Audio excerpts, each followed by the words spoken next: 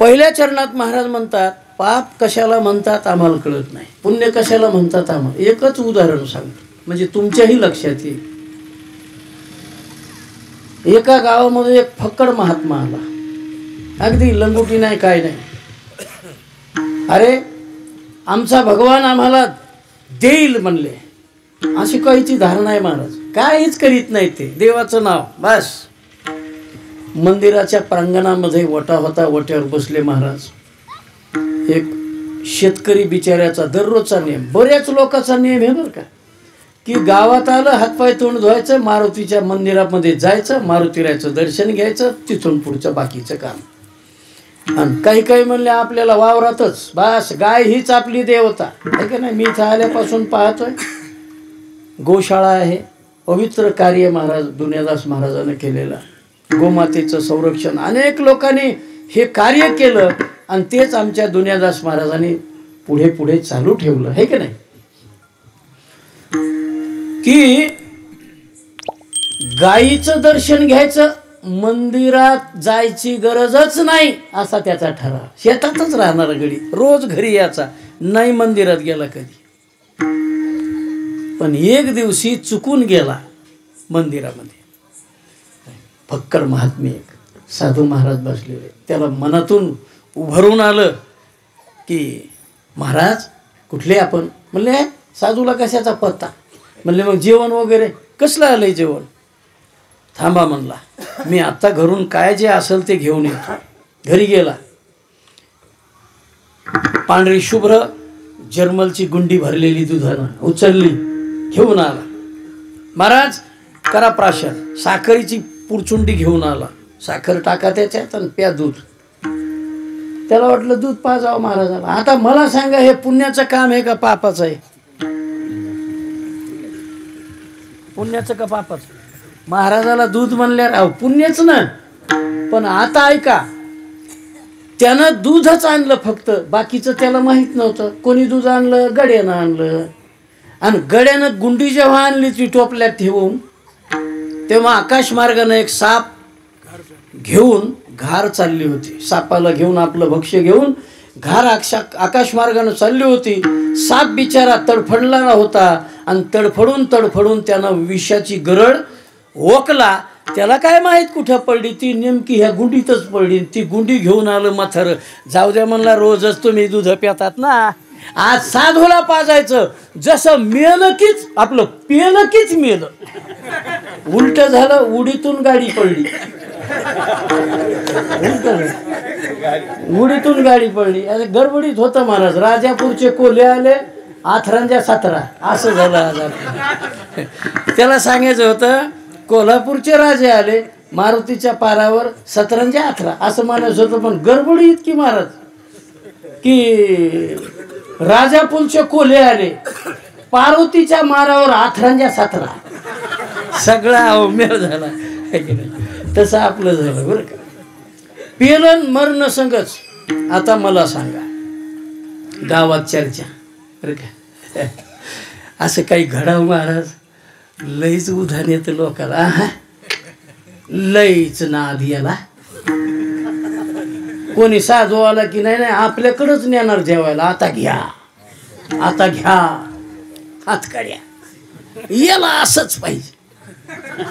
काय काय नाही तो वाजिलं तुन 2-4 वार. म्हणले हा याला असंच पाहिजे, लय नाद याला. आता जिरली.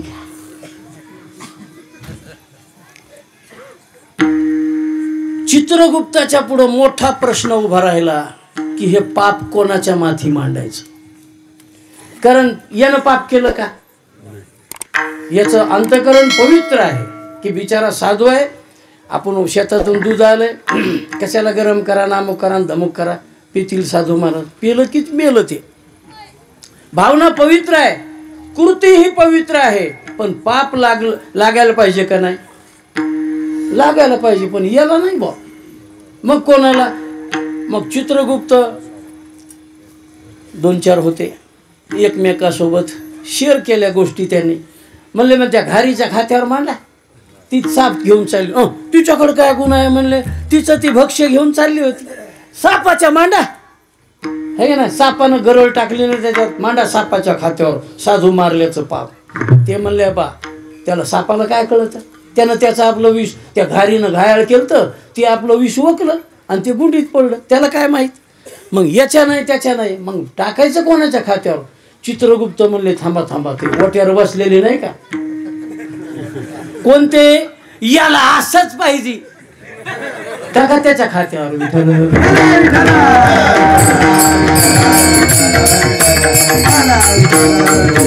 कळतं का पाप, कळतं का पुण्य आहे का. दुसरा दृष्टांत, असाच एक महात्मा मंदिरात बसलेला. लोक काय म्हणते साधूला पाहून महाराज, काही काही लोक म्हणायचे मायल फोल्डे तर 2 होते. कोणी उठावून सुटावून भीक मागावून, कोणी बोलतच नाही, कोणी काय मातीच काय खाल्लं, कोणी काय जमिनीतच गाडून काय घ्यालं. साधू बिले तराच येत बाबा.